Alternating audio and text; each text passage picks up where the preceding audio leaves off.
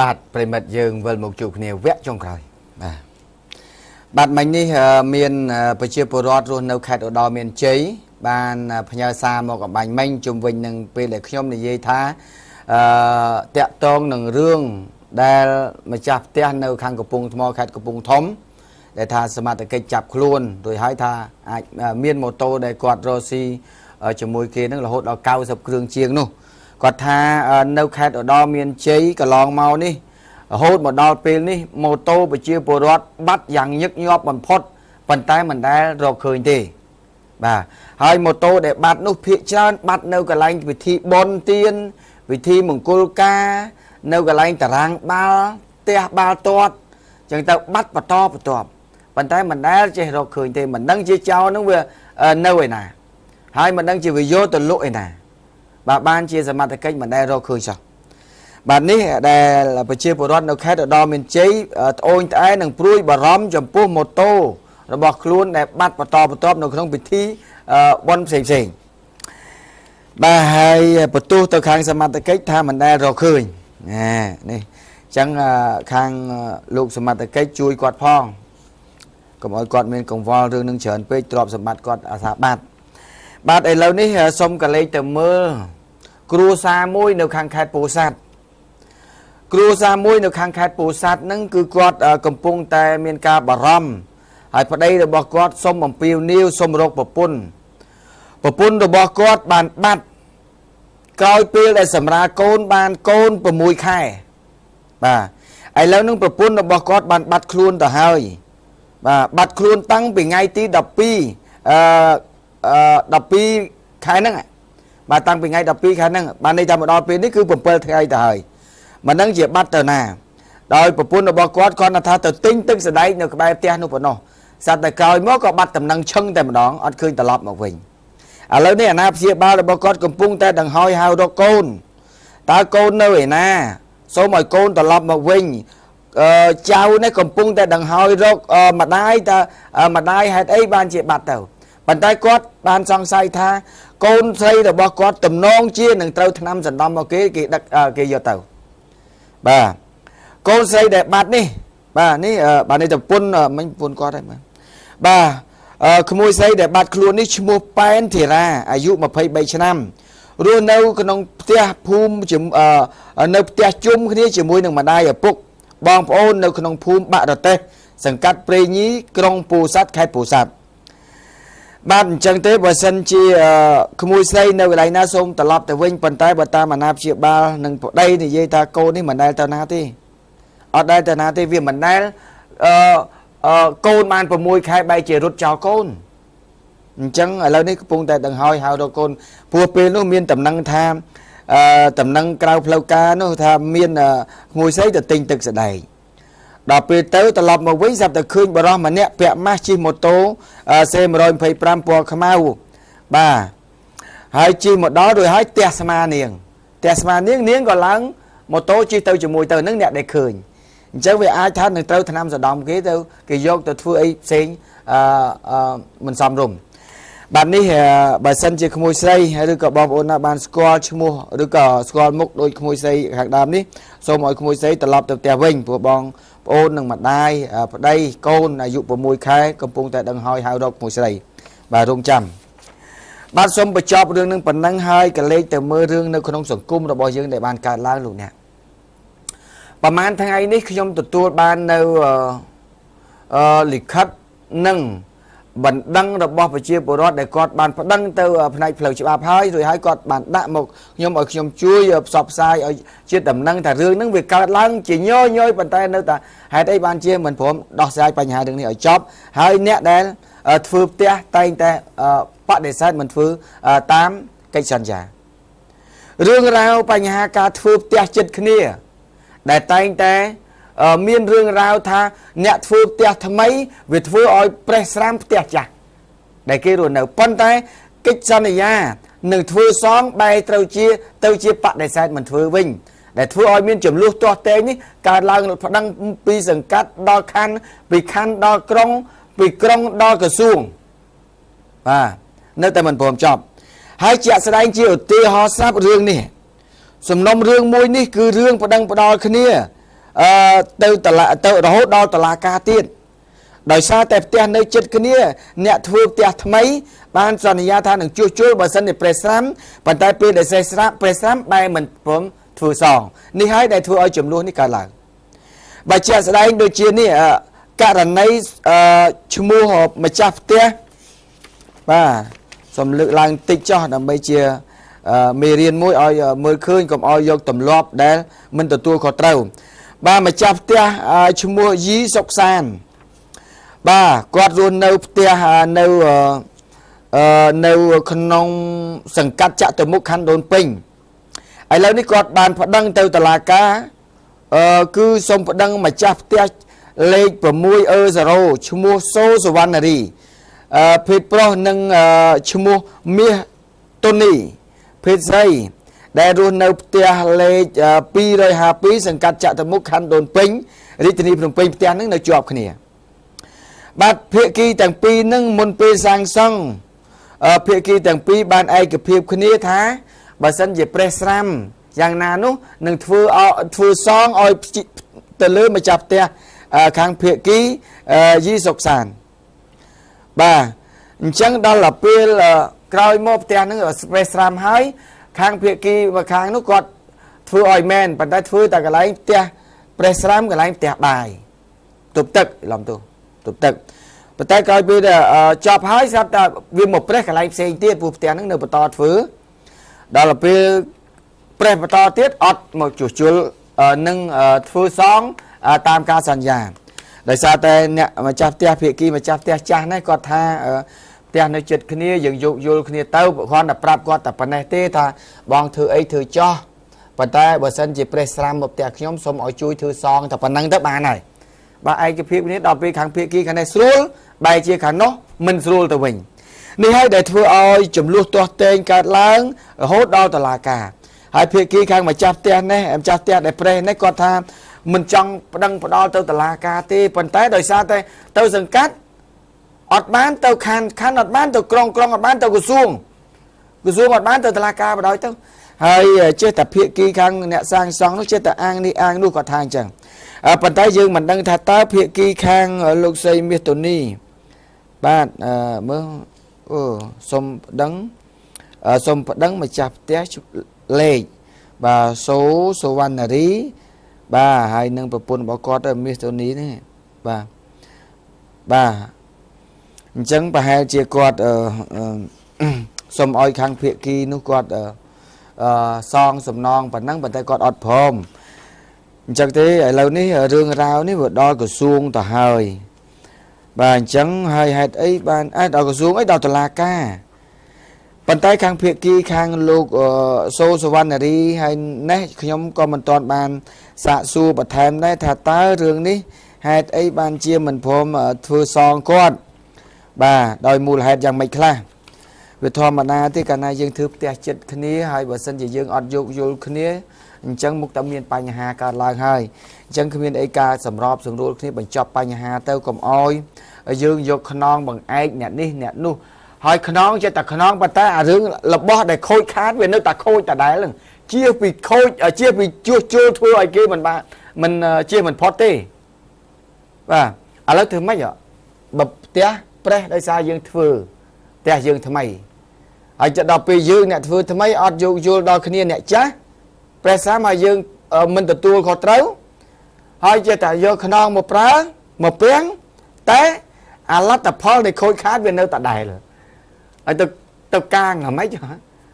ទៅពាំងមិនប៉ុន្តែគាត់និយាយចេះនិយាយប៉ុន្តែរឿងពិតវានៅតែពិតដដែលទេអញ្ចឹងយើងជឿជាក់ថាភាគីខាងលោកសូសវណ្ណរីបាទហើយនឹងភាគីលោកសុកសានបាទលោកសុកសានលោកនឹងបន្តការបញ្ចប់បញ្ហាវិវាទតិចតួចប៉ុណ្ណឹងហើយយកទស្សនវិជ្ជាខូចខាតជាក់ស្ដែងទៅជែកគ្នាមើលជាក់ស្ដែងទៅធ្វើប្រមាណអស់ប្រមាណប៉ុណ្ណឹងអានឹងលទ្ធភាពយើងមើលជាក់ស្ដែងប៉ុណ្ណឹងទៅបាទមិនមែនយកកេងចំណេញមកខាងទេព្រោះដោយសារតែរឿងវាកើតឡើងច្រើននៅក្នុងសង្គមរបស់យើងវាច្រើនអញ្ចឹងសន្យាជួសជុលឲ្យគេតែទីបំផុតពេលធ្វើបញ្ហាគេអត់ព្រមទៅជួសជុលហើយអញ្ចឹងហើយបានចេះតែរឿងហើយអាជ្ញាធរខំដោះអាជ្ញាធរបានតែសម្របសម្រួលទេសំខាន់ការអាកាត់គឺតុលាការតែប៉ុណ្ណឹង ហើយប៉ុន្តែបើថាយើងអត់ចេះចប់បញ្ហាវានៅតែទៅមុខទៅទៀតហ្នឹងបាទអត់បានធ្វើអីទៅកើតទេគិតតែពីប្តឹងបាយរស់ស៊ីអីប្តឹងបាទអញ្ចឹងទេសូមឲ្យវប្បធម៌ការជជែកគ្នាសូម្បីតែអ្នកនយោបាយគេយកវប្បធម៌សន្ទនាគ្នាចុះយើងគ្រាន់តែប៉ះពាល់គ្នាបន្តិចតួចផ្ទះចិត្តខាងរឿងអីដែលយើងមិនទៅជែកគ្នាបានបាទចប់ទៅមានអីបាទខូចប្រមាណយើងទៅជែកតែបងខ្ញុំជួសជុលប៉ុណ្ណេះតែមិនវាយ៉ាងវាខូចខាតអញ្ចឹងមែនកុំឲ្យថាហេទៅឲ្យលុយមកខ្ញុំមកដើម្បីកេងចំណេញដោយសារបញ្ហាហ្នឹងអាហ្នឹងវាអត់ត្រូវទេបាទតោះទៅជែកគ្នាទៅបញ្ចប់បញ្ហាទៅហើយបាទតាបាទនេះប៉ុណ្ណឹងទូទាំងជនឥឡូវនេះយើងសូមកលេចទៅមើលជំនួយបាទតោះខាងឌីណាជើងជំនួយយើងចាជំនួយរបស់យើងគឺខាងសប្បុរសជននិងបុគ្គលិកចាគឺខាងសប្បុរសជននិងស្ថានីយ៍ទូរទស្សន៍ហុងមាសបាននាំយកអំណោយទៅចែកជូនចាស់ជរាក្រីក្រនៅស្រុកបាត់ភ្នំខេត្តព្រៃវែងអំណោយដែលអំណោយសប្បុរសធម៌ដែលរួមមានអង្ករត្រីខមីទឹកស៊ីអ៊ីវអំបិលប៊ីចេងស្ករត្រូវបានភ្នាក់ងារទូរទស្សន៍ហុងមាស HD TV រួមជាមួយនឹងលោកយ៉ែមឆាយាមន្ត្រីយោធាបម្រើការនៅខេត្តកំពង់ស្ពឺដែលជាម្ចាស់អំណោយផ្ទាល់បាននាំយកទៅចែកជូនដល់ជនចាស់ជរាចំនួន2នាក់នៅភូមិកំពង់ស្លែងឃុំធាស្រុកបាត់ភ្នំខេត្តព្រៃវែងដែលពួកគាត់រស់នៅតែម្នាក់ឯងហើយមានជីវភាពក្រីក្ររស់នៅដោយការសុំទានគេជនចាស់ជរាទាំងពីរនាក់នោះគឺទី1មានលោកយាយចំជាអាយុ70ឆ្នាំដែលបច្ចុប្បន្នហ្នឹងគាត់រស់នៅតែម្នាក់ឯងទេដោយប្រកបរបរដើរសុំទានគេនិងដើររើសអស់លក់ហើយគាត់បានប្រាក់បន្តិចបន្តួចហ្នឹងផ្សាយផ្សំគ្នាដើម្បីគ្រាន់ទិញអង្គហូបចាលោកយាយគាត់បានបញ្ជាក់ដែរថាពីមុនឡើងគឺគាត់ក៏មានកូនដែរហើយមានកូនហើយកូនហ្នឹងគឺមានប្តីកូនស្រីគឺមានប្តីទៅគេធ្លាប់នាំគាត់ហ្នឹងទៅនៅជាមួយដែរប៉ុន្តែកូនប្រសាគាត់ហ្នឹងគឺវាធ្វើបាបគាត់ហើយនឹងកូនស្រីរបស់គាត់អញ្ចឹងទ្រាំអត់បានគាត់ក៏នាំកូនគាត់ហ្នឹងមកស្រុកកណ្ដាលវិញតែដល់ពេលប្តីប្រពន្ធគ្នាត្រូវប្តីប្រពន្ធគេត្រូវរើគ្នាវិញទៅកូនស្រីគាត់ហ្នឹងគេទៅតាមប្តីទុកគាត់ចោលទៅចាដល់សប្តាហ៍ថ្ងៃហ្នឹងហើយចំណែកឯជនចាស់ជរាទី2ហ្នឹងគឺលោកតាលឹមងក់អាយុ70ឆ្នាំដែលលោកតាគ្មានកូនចៅទេគឺរស់នៅតែម្នាក់ឯងហើយបច្ចុប្បន្នលោកតាមានជំងឺហុងសិននៅយាយធ្វើទុកបុកម្នេញជារៀងរាល់ថ្ងៃហើយដោយសារតែជំងឺនេះគឺលោកតាមិនអាចប្រកបការងារអីបានទេដោយលោកតារស់នៅដោយសារតែការសុំទានគេនិងការទៅរើសសំណែនពីដែលសល់ពីការសែននៅភ្នូខ្មោចអញ្ចឹងដើម្បីយកមកបរិភោគហើយលោកតាក៏អាសាដាច់បាយដែរចា៎បាទហើយជាមួយគ្នានេះដែរថ្ងៃមុននោះដែលយើងបានផ្សាយគឺនេះឈ្មោះនេះបាទគាត់មានជំងឺទឹកនោមផ្អែមគឺលោកនៅសុផលបាទគាត់មានជំងឺទឹកនោមផ្អែមហើយជើងរបស់គាត់កំពុងតែរលួយប្រងដាច់នេះគាត់នៅក្នុងភូមិពីមកោះឃុំពីមរស្រុកពីមរខេត្តព្រៃវែងនៅពេលដែលយើងបានផ្សាយទៅយើងក៏បាននាំយកនៅជំនួយទៅដល់គាត់ហើយមានអង្ករទឹកត្រីទឹកស៊ីអ៊ីវអមាញ់នេះសហការីរូបភាពមិញបាទគឺនេះមានទឹកត្រីទឹកស៊ីនិងថវិកាបានយកទៅដល់គាត់ទៅហើយតែគាត់ក៏មុនត្អូញត្អែថាមានបងប្អូននៅក្រៅប្រទេសប៉ុន្តែផ្ញើមកមិនដែលដល់គាត់ទេដល់តែបងស្រីអញ្ចឹងណាអត់ឲ្យគាត់អញ្ចឹងទៅចែករំលែកគ្នាទៅបងប្អូនបង្កើតណាកុំឲ្យថាដដើមមួយបានចំណែកពីបងរបស់ខ្លួនឯងនៅក្រៅប្រទេសធ្វើអញ្ចឹងអត់ទេអត់បានសុខទេបងប្អូនយើងតិចច្រើនក្តីតិចក្តីចែករំលែកគ្នាទៅបាទកុំឲ្យអញ្ចឹងឥឡូវនេះគាត់នេះកំពុងតែមានជំងឺទឹកនោមផ្អែមខាងខ្ញុំនេះបានផ្ដល់នៅជំនួយនេះហើយក៏អរគុណដែរបងប្អូនដែលនៅខាងខេត្តព្រៃវែងដែលនៅពេលដែលហងមាសបានយកទៅឲ្យហើយមានបងប្អូននៅខាងព្រៃវែងរៃអង្គាសគ្នាហើយបានយកជំនួយទៅជាមួយយើងដែរមានថវិកាមួយចំនួនដល់ក្រុមគ្រួសារនឹងអរគុណណាស់ដែលការចែករំលែកគ្នាដែលចេះស្រឡាញ់ប្រជាពលរដ្ឋដែលអ្នកដែលមានជួយអ្នកអត់បាទអញ្ចឹងយើងឃើញថាបើគាត់អត់ប្រកបមែនយើងជួយគ្នាទៅមានអីទៅមិនបាបទេបាទជួយមនុស្សមិនមែនបាបទេបាទអញ្ចឹងជួយគ្នាដើម្បីសង្គ្រោះមនុស្សហើយយើងបានបន់ទៀតផងបាទហើយក៏អរគុណចំពោះខាងអ្នកមកពីខាងសហរដ្ឋអាមេរិកបាទម្សិលមិញហ្នឹងគឺមកពីខាងរដ្ឋ Florida សហរដ្ឋអាមេរិកបាននាំយកជំនួយបន្ថែមទៀតមកខាងស្ថានីយ៍ហងមាសយើងខ្ញុំបាទនេះគឺគាត់មកពីខាងសហរដ្ឋអាមេរិកគឺមានផ្ដល់ជំនួយមានលោកស្រីស្រស់ឆេងបាននឹងស្វាមីរបស់គាត់ផ្ដល់ជំនួយថវិកាចំនួន$100សហរដ្ឋអាមេរិកទី2លោកផានឌីវគាត់ផ្ដល់ជាច្រាសដុសធ្មេញបាទច្រាសដុសធ្មេញចំនួន50ច្រាសបាទហើយនឹងថ្នាំដុសធ្មេញចំនួន20បាទហើយនឹងទី3លោកសុករីនិងសុករ៉េតបាទផ្ដល់នៅអាវយឺតចំនួន10បាទហើយនឹងកែវវ៉ាន់ឡាយបាទអាវយឺតចំនួន25អាវហើយនឹងថវិកាចំនួន$100សហរដ្ឋអាមេរិកអញ្ចឹងម្សិលមិញគាត់មកដល់ស្ថានីយ៍គាត់ផ្ដល់នៅថវិកាសរុបទាំងអស់$200មានអាវយឺតមានថ្នាំដុសធ្មេញ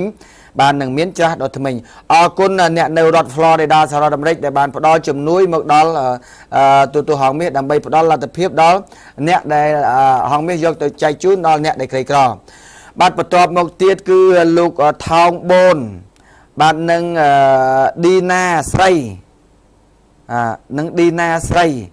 ហៅក្រៅបែបទូចបាទគាត់នៅ Modesto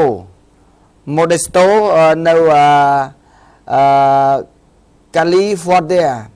California អេស្អីជើអីនៅ California នៅ Cali បាទដល់ពេលសេព្រិលភ្នែកឯនេះលើទៅចង់ចាស់ដែរបាទមនុស្សចង់តែក្មេងណាចង់ចាស់បាទគាត់រស់នៅ California សហរដ្ឋអាមេរិកបាទឧបត្ថម្ភមកជូនហងមាសតាមរយៈហងមាសហ្នឹងគឺសម្រាប់ចែកដល់ចាស់ដែលថវិកាចំនួនសរុបទាំងអស់$300សហរដ្ឋអាមេរិកបាទថវិកាសរុបទាំងអស់300ហើយអញ្ចឹងលោកថនបននិងឌីណាស្រីដែលគាត់ចង់ជូននេះគឺ$200ទៅសម្រាប់យាយចាស់ដែលលោកឧទ្ធីទៅឃើញកន្លែងណាចែកដល់យាយចាស់បាទហើយនឹងជូន$50ទៅមន្ទីរពេទ្យគុណធបុប្ផាហើយនឹងជូន$50ទៅពិធីករអូបើសិនជាគាត់ប្រើថា$50ទៅពិធីករអញ្ចឹង2នាក់បាទ2នាក់អញ្ចឹងឌីណា25ខ្ញុំ25អរគុណណាស់ម្ចាស់ជំនួយដែលបានផ្ដល់សម្រាប់ជំនួយមនុស្សធម៌ហើយនឹងមិនតែប៉ុណ្ណោះផ្ដល់ជាថវិកាលើកទឹកចិត្តសម្រាប់ខ្ញុំទាំងពីរនាក់ដែលកំពុងតែនិយាយបែកពពុះមាត់ចាហើយលឺមិញគេសពតាមដូចជាសហការីផងគាត់អូសហការីទៀតហ៎បើសហការីចាំយកតែបសទៅបានបែកយកសាច់ប្រាក់បាទហើយនឹងបន្ទាប់មកទៀតថវិកាមិនទាន់បានទេប៉ុន្តែគាត់ផ្ញើមកដល់ស្រុកខ្មែរគាត់ថាបងប្អូនគាត់មិនទាន់យកមកដល់តែប្រកាសឈ្មោះហើយបាទគាត់នៅខាងប្រទេសកាណាដាបាទនៅខាងកាណាដាគឺមានកាំងបាត់ហុងបាទលោកកាំងបាត់ហុងនិងលោកស្រីតាំងអ៊ីចេកបាទលោកស្រីតាំងអ៊ីចេកលោកលឹមគួងបាទលោកស្រីលឹមយុននិងលោកលឹមភោលឹមជូបាទនៅប្រទេសកាណាដាគាត់ឧបត្ថម្ភថវិកាចំនួន$300សហរដ្ឋអាមេរិកបាទថវិកាគាត់មិនទាន់មកដល់ទេប៉ុន្តែដល់ស្រុកខ្មែរហើយគាត់អ្នកយកមិនទាន់មកដល់ហើយគាត់ថានឹងផ្ដល់ថវិកានេះឲ្យបែងចែកទៅយាយចាស់ជរានៅខាងកោះខ្យងចា៎ដែលខ្ញុំទៅក៏មុនកោះខ្យងនៅក្រុងបេសេនុបាទអញ្ចឹងខ្ញុំមិនទាន់នេះចាំលុយដល់ដៃចាំប្រាប់ថាប្រកាសគេគាត់ប្រាប់ឲ្យដឹងអ្នកនៅកោះខ្យងដែលលោកយាយម្នាក់គាត់នៅចើមផ្លូវនោះដែលគាត់មានកូនមួយដែលកូនអត់គ្រប់ទឹកដែរនោះបាទអញ្ចឹងអរគុណណាស់ចំពោះទូទាំងនៃជនជាពិសេសគឺសប្បុរសជនទាំងក្នុងនិងក្រៅប្រទេសដែលតែងតែផ្ដល់នៅជំនួយសប្បុរសជនទាំងអស់នេះដើម្បីឲ្យហងមាសមានលទ្ធភាពយកទៅចែកជូនដល់អ្នកក្រីក្រនៅតាមតំបន់ជនបទមកយកបាទសម្រាប់ស្អែកនេះ